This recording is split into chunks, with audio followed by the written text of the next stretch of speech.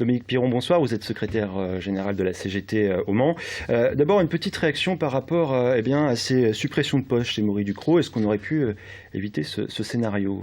Je crois que c'est aujourd'hui, on voit bien que les grands groupes font peu cas des salariés dans les entreprises.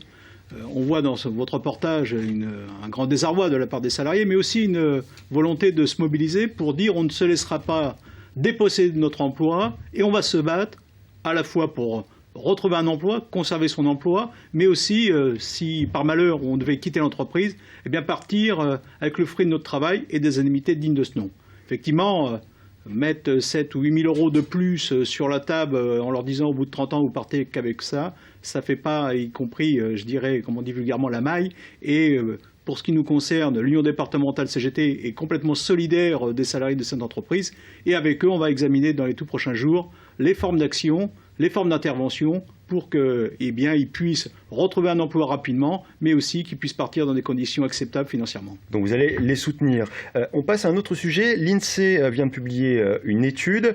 Le secteur industriel voit ses perspectives s'améliorer pour ce début d'année 2014. Est-ce que c'est ce que vous ressentez, vous, en Sarthe ?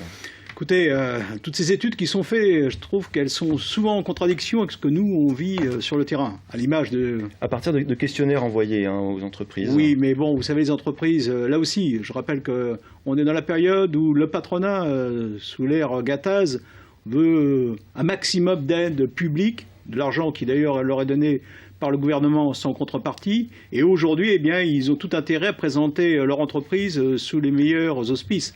Sauf que dans le même temps, les mêmes patrons nous disent, par exemple, dans le cadre des négociations annuelles obligatoires sur les augmentations des salaires, il n'y a pas d'argent car les entreprises sont en pleine crise. Donc il y a là aussi un discours qui est contradictoire, mais visiblement, on a un MEDEF et des patrons d'entreprises qui savent s'organiser pour peser sur le politique, et c'est ce qu'on dénonce actuellement à la CGT. Alors vous faites allusion au pacte de responsabilité de François Hollande, dont il a annoncé les grandes lignes le 14 janvier.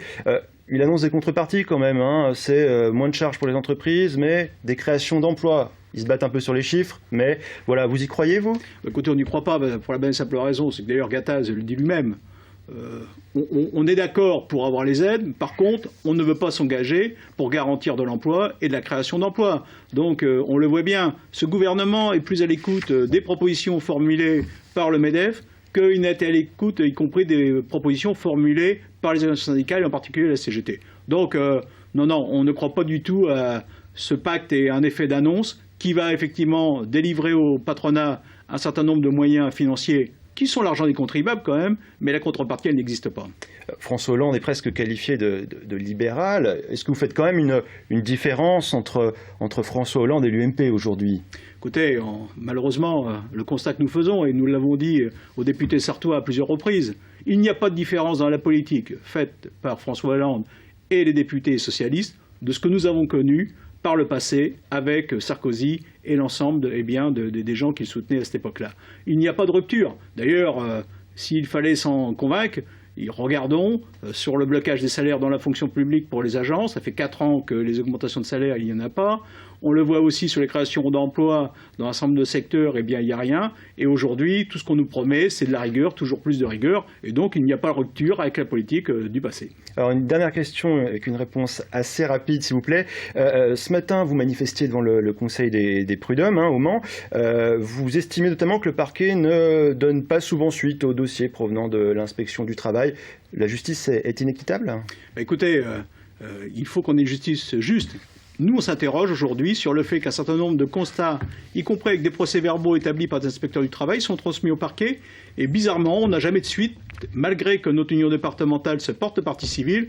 Donc aujourd'hui, on en appelle au parquet à rendre une justice équitable et peut-être pas une justice qui, pour l'instant, nous semble à deux vitesses.